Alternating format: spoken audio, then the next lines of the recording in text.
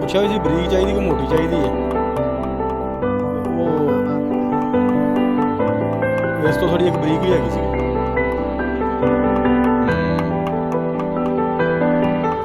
ਨਹੀਂ ਤਾਂ ਹਾਲ ਲੈ ਜਾਵਾਂਗੇ, ਇਹ ਦੇ ਕੇ ਤਾਂ ਵਾਪਸ ਹੋ ਜਾਵਾਂਗੇ। ਹੋ ਜਾਏਗੀ ਵਾਪਸ।